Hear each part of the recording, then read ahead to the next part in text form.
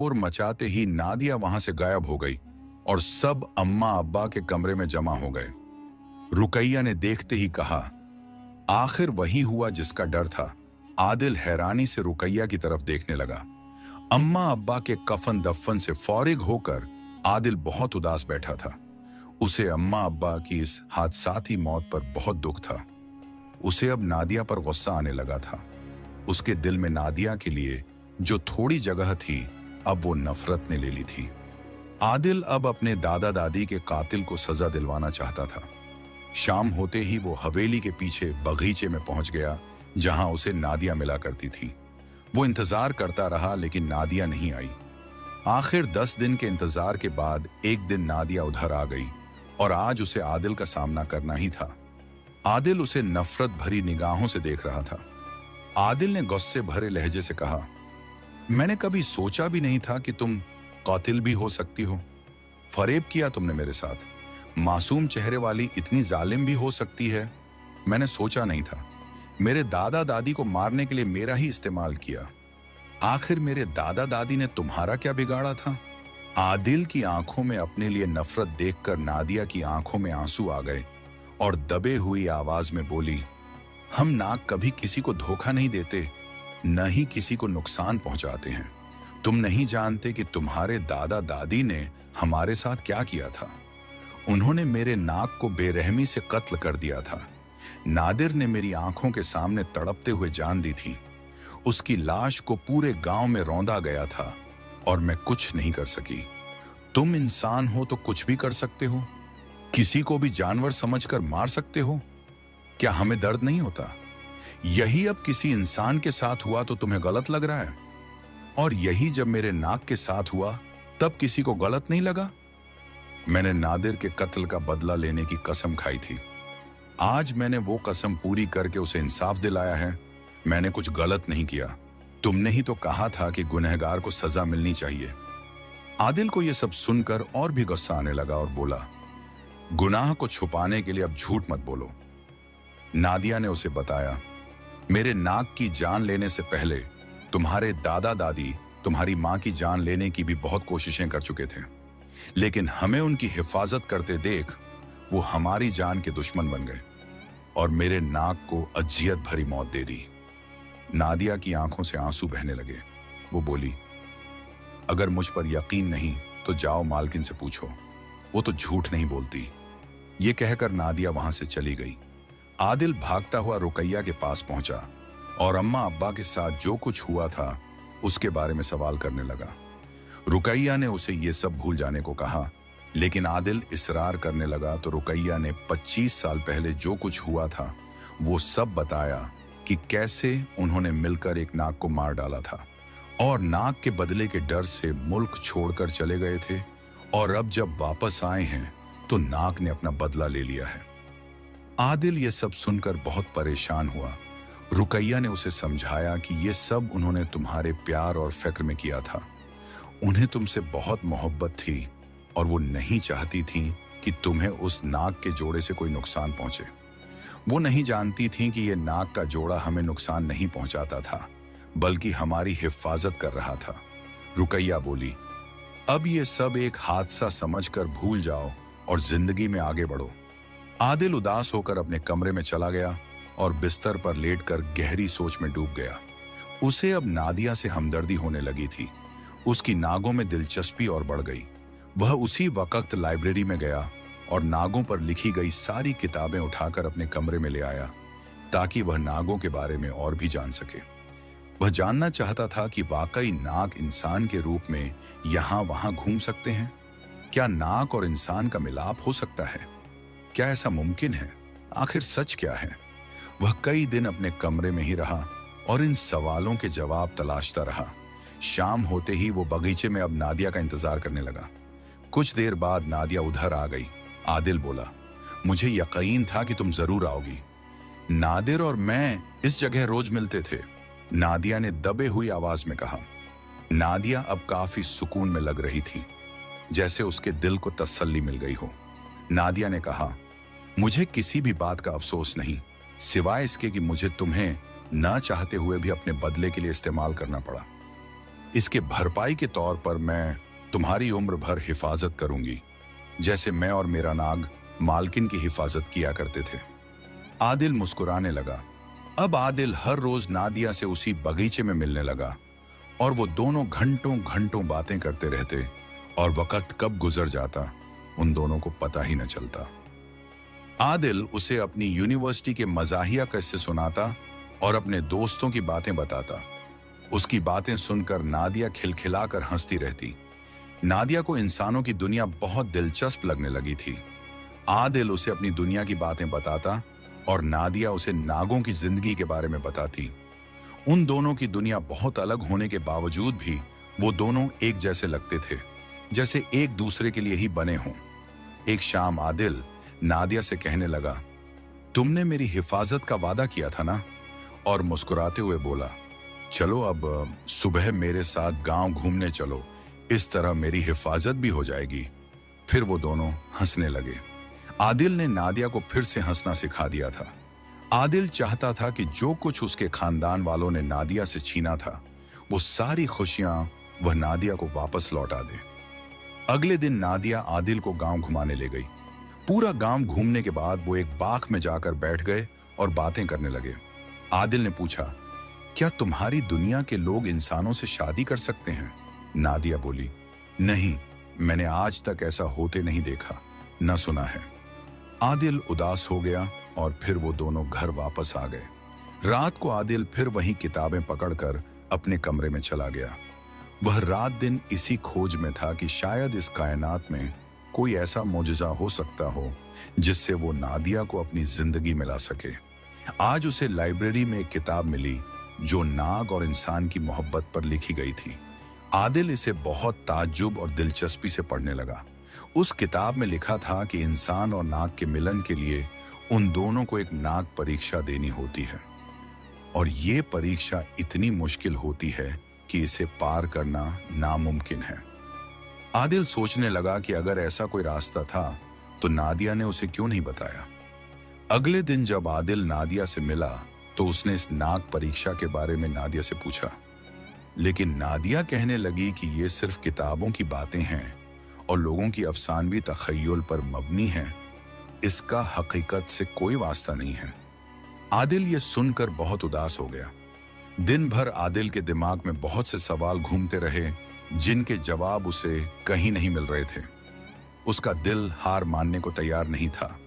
आज आदिल को शहर की बड़ी लाइब्रेरी जाना था ताकि वहां से कुछ और किताबें ला सके जो नाग परीक्षा पर लिखी गई हों। रात को आदिल जल्दी अपने कमरे में चला गया और फिर से किताबें खोलकर बैठ गया। किताब पढ़ते हुए आदिल अचानक मुस्कुराने लगा, जैसे उसे कुछ मिल गया हो।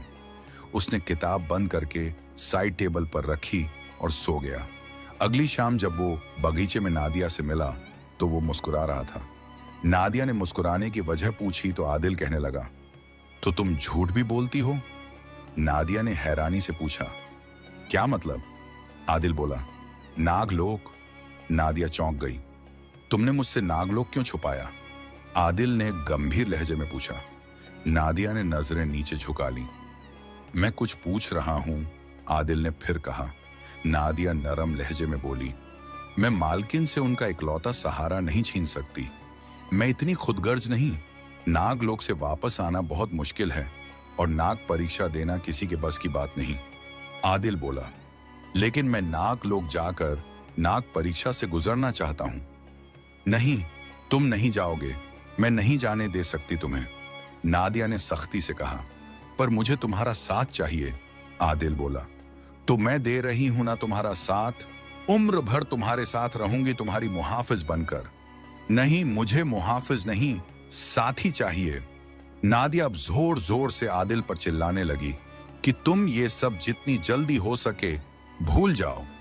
यह कहते ही वह गुस्से से जाने लगी तो आदिल ने उसकी कलाई थाम ली। नादिया, तुम क्यों नहीं समझती कि मैं तकलीफ में हूं? मोहब्बत को न पाने की तकलीफ तुमसे बेहतर और कौन समझ सकता है? तुमने भी तो मोहब्बत खोई है और आज फिर से तुम्हें मौका मिला है मोहब्बत को पाने का और तुम ठुकरा रही हो। मोहब्बत सिर्फ पाना नहीं है, मोहब्बत कुर्बानी भी है। मोहब्बत को पाने की आस में मैं तुम्हें जान गंवाने नहीं भेज सकता। आदिल बोला, जान तो एक दिन जानी है, लेकिन मौत के डर से मोहब्बत छोड़ देना बुजदिली है। यह सुनकर नादिया गुस्से से वहां से चली गई। अगली सुबह जब आदिल वॉक पर जाने लगा तो हंसबे मामूल नादिया भी उसके पीछे निकल गई। वो दोनों खामोशी से वॉक कर रहे थे। आखिरकार आदिल ने खामोशी तोड़ी और बोला, तुम क्यों आई हो? मुझे तुम्हारी हिफाजत नहीं चाहिए। नादिया खामोश थी और मुस्कुरा रही थी। फिर आदिल बोला, तुम क्यों डरती हो? क्या तुम्हें लगता है कि हमारी मोहब्बत में कोई खोट है? नाग परीक्षा में वही सफल हो सकता है जिसकी मोहब्बत में कोई खोट नहीं, और मुझे कोई डर नहीं। और अगर तुम्हारी मोहब्बत में भी कोई खोट नहीं तो कल जाने के लिए तैयार हो जाना, और अगर तुम नहीं आई तो मैं समझ जाऊंगा कि तुमने मोहब्बत नहीं, दिल लगी की थी। नादिया ये सुनकर खामोश हो गई और आदिल के पीछे पीछे चलती रही। थोड़ी देर बाद वो दोनों एक बाग में जाकर खामोशी से बैठ गए। फिर नादिया बोली, मैं नादिर को खोने की तकलीफ से गुजर चुकी हूं, अब तुमको किसी भी हालत में खोना नहीं चाहती। आदिल उसका हाथ अपनी हाथ में लेकर बोला, मैं ऐसा कभी नहीं होने दूंगा। फिर वो दोनों घर वापस आ गए। अगले दिन नादिया बड़े दरख्त के पास पहुंच गई जहां आदिल उसका इंतजार कर रहा था। फिर वो दोनों नागलोक जाने के लिए आगे बढ़े। नादिया और आदिल एक दूसरे का हाथ थामे नागलोक में दाखिल हुए। एक अजीब सी ठंडक उनके जिस्मों को छूने लगी और धीरे धीरे आगे बढ़ते हुए वो दोनों धुएं में गुम होने लगे। ये एक अलग ही दुनिया थी। ऐसा लग रहा था कि जैसे ये इस दुनिया का हिस्सा ही न हो। यहां आने वाला यहां से कभी लौट भी पाएगा, कोई नहीं जानता था। लेकिन आदिल के दिल में खौफ की जगह अब मोहब्बत पाने की ख्वाहिश ने ले ली थी। उसके साथ आगे क्या होने वाला था वो नहीं जानता था, लेकिन इस ख्याल से उसका दिल सकून में था कि उसकी मोहब्बत नादिया के लिए सच्ची है और उसमें कोई खोट नहीं है। ये जानते हुए भी कि अगर वो नाकाम हुआ तो नागलोक से कभी वापस नहीं जा सकेगा। वो मुस्कुराते हुए नादिया का हाथ थामे आगे बढ़ता जा रहा था। नागलोक में पहुंचने के बाद पहली कसौटी में आदिल और नादिया को मोहब्बत के पहले दरवाजे तक पहुंचना था। वो दोनों अब एक टूटे हुए पुल पर खड़े थे। पुल के नीचे एक बहुत बड़ी खाई थी जिसके दूसरी तरफ मोहब्बत का दरवाजा था, लेकिन पुल आधा टूटा हुआ था। पुल तभी पूरा हो सकता था जब उसे खून की कुर्बानी मिलती। या तो आदिल अपनी कुर्बानी देकर नादिया को पुल पर कराता, या फिर नादिया की कुर्बानी से आदिल इस पुल को पार कर पाता। आदिल कहने लगा, नहीं, हम में से कोई भी कुर्बानी नहीं देगा। हम दोनों एक होने के लिए इन कसौटियों से गुजर रहे हैं। अगर हम में से कोई एक भी मर जाए तो इस कसौटी का क्या मकसद रह जाएगा? आदिल कुछ सोचने लगा और फिर अचानक अपनी उंगली पर एक कट लगाकर थोड़ा सा खून पुल पर बहा दिया, और देखते ही देखते पुल पूरा हो गया और वो दोनों गुजरकर मोहब्बत के दरवाजे तक पहुंच गए। इस तरह दोनों ने पहली परीक्षा पूरी कर ली। मोहब्बत के दरवाजे से अंदर जाते ही अगली परीक्षा शुरू हो गई और आदिल ने अपने आप को लड़कियों के हुजूम में घिरा हुआ पाया, और वो सारी लड़कियां हूबहू नादिया जैसी शक्ल की थीं। आदिल परेशान हो गया। अब उसे उन हजारों लड़कियों में से नादिया को तलाशना था। वे सभी यही कह रही थीं, मैं नादिया हूं, मैं नादिया हूं। आदिल को कुछ समझ नहीं आ रहा था कि यह उसके साथ क्या हो रहा है। उसका दिमाग घूमने लगा। अचानक उसे नादिया की कलाई का वह निशान याद आ गया जो उसे हमेशा महसूस होता था जब वह उसकी कलाई थामता था। अब आदिल हर लड़की के हाथ को गौर से देखने लगा और वह निशान तलाशने लगा। उसे किसी लड़की के हाथ पर भी वह निशान नजर नहीं आया। आदिल एक लड़की का हाथ पकड़ता और जब निशान नहीं मिलता तो कहता, तुम नादिया नहीं हो, और वह गायब हो जाती। इस तरह लड़कियां धीरे धीरे कम होती गईं, यहां तक कि आखिरी लड़की के हाथ पर भी कोई निशान नहीं था। इसका मतलब नादिया इन लड़कियों में थी ही नहीं। आदिल नादिया को पुकारने लगा और चिल्लाने लगा। आदिल ने यह परीक्षा भी पार कर ली थी।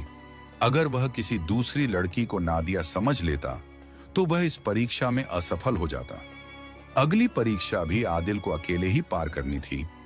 वह जब अगली परीक्षा में दाखिल हुआ तो वहां जहरीले सांप फन फैलाए दरवाजे के आगे बैठे थे। इस परीक्षा से निकलने और अगले दरवाजे तक पहुंचने के लिए आदिल को इन नागों को मारना था, नहीं तो ये नाग आदिल को मार देंगे। इस परीक्षा में इंसान के इंसानियत को परखा जाना था और ये देखना था कि आदिल अपनी जान बचाने के लिए नागों को मार देगा या नहीं। आदिल अब सोचने लगा कि कुछ ऐसा किया जाए जिससे वह दरवाजा भी खुल जाए और नागों को भी मारना न पड़े। उस कमरे में बहुत सी चीजें भी रखी थीं जिससे नागों को मारा जा सकता था, लेकिन आदिल ने उनमें से किसी को भी हाथ न लगाया। आदिल जैसे ही दरवाजे के पास जाने लगता, सभी नाग आदिल की तरफ लपकते और वह फिर वापस चला जाता। कुछ देर वह दूर बैठकर नागों को गौर से देखता रहा और सोचता रहा। बहुत वक्त बीत गया था, लेकिन आदिल को कोई भी रास्ता नजर नहीं आ रहा था। फिर आदिल ने अपनी जूतियां उतारी और दबे पांव से नागों के पास जाने की कोशिश की, लेकिन किसी नाग ने भी हरकत न की। फिर उसने कमरे में पड़ी एक टोकरी को नागों के पास फेंका। नाग फौरन हरकत करने लगे। आदिल अब जान चुका था कि ये सभी नाग अंधे हैं और ये आवाज सुनकर हरकत करते हैं। अब आदिल ने कमरे के एक कोने में शोर पैदा किया और सभी नाग उस शोर की तरफ जाने लगे। जैसे ही वो उस कोने में गए, आदिल ने जल्दी से टोकरी उठाई और कुछ नागों के ऊपर रख दी और नाग उसमें कैद हो गए।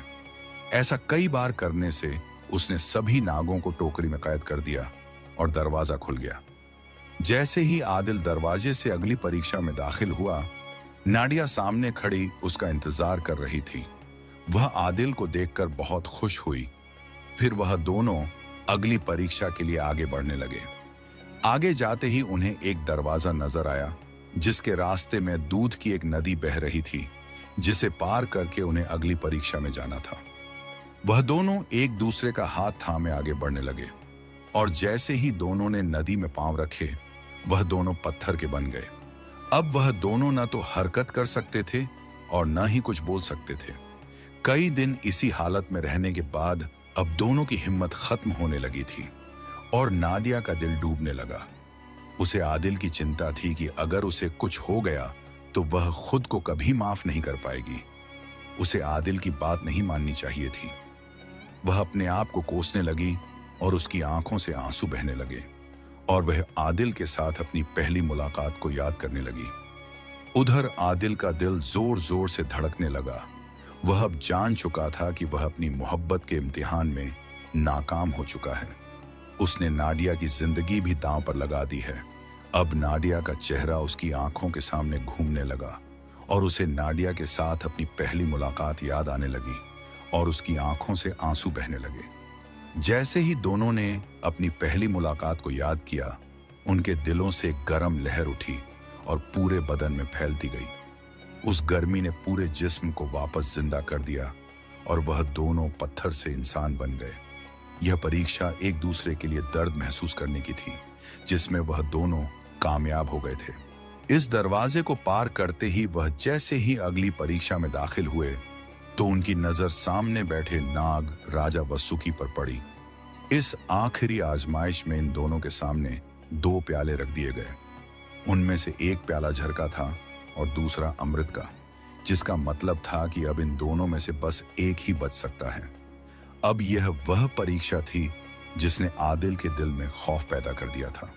आदिल सोचने लगा, अगर कोई एक अकेला रह गया तो वह उम्र भर तड़पता रहेगा और उनकी मोहब्बत अधूरी रह जाएगी। इतने में नाडिया को एक प्याला उठाने को कहा गया, लेकिन आदिल ने उसका हाथ रोक लिया और एक प्याला पकड़कर दूसरे प्याले में मिला दिया और अब झर और अमृत एक हो चुका था। अब उसने इसे दोनों प्यालों में डालकर एक प्याला नाडिया को पकड़ाया और एक खुद पकड़ लिया और यह कहते हुए पीने लगा, जहां भी जाएंगे साथ ही जाएंगे। प्याला पीते ही नाडिया पर असर दिखाई देने लगा। वह नागिन के रूप में जमीन पर गिर पड़ी और फिर देखते ही देखते उसके कछोली उतरकर अलग हो गए। अमृत ने झर को काट दिया था। नाडिया जब उठी तो वह एक मुकम्मल इंसान बन चुकी थी। इन दोनों की सच्ची मोहब्बत ने हर परीक्षा को पार कर लिया था और उनकी मोहब्बत अमर होने जा रही थी। नाग लोक के सभी नाग उन दोनों के लिए बहुत खुश थे। राजा वसुकी ने दोनों को नाग लोक से जाने की इजाजत दे दी। नाग लोक से बाहर आते ही आदिल और नादिया बच्चों की तरह कूदने लगे जैसे किसी स्कूल के इम्तिहान में पास हो गए हों। वह दोनों पागलों की तरह हंस रहे थे और घर की तरफ भागते जा रहे थे। नागलोक में कई महीने गुजारने के बाद जब वह वापस घर आए तो उन्हें पता चला कि वह तो बस कुछ घंटों के लिए ही गए थे। वक्त जैसे गुजरा ही नहीं था और सब कुछ उसी तरह था जैसे वो छोड़कर गए थे। घर आकर आदिल इत्मीनान की नींद सोया। नादिया को शादी तक अब हवेली में ठहराया गया। हवेली में आदिल और नादिया की शादी की तैयारियां धूमधाम से होने लगी। वो दोनों बहुत खुश थे, जैसे दुनिया की हर नेमत पाली हो। शादी की रात आदिल और नादिया उसी बगीचे में हाथों में हाथ लिए झूला झूल रहे थे और अपनी पहली मुलाकात को याद कर रहे थे। उनकी सच्ची मोहब्बत ने नामुमकिन को मुमकिन कर दिखाया था।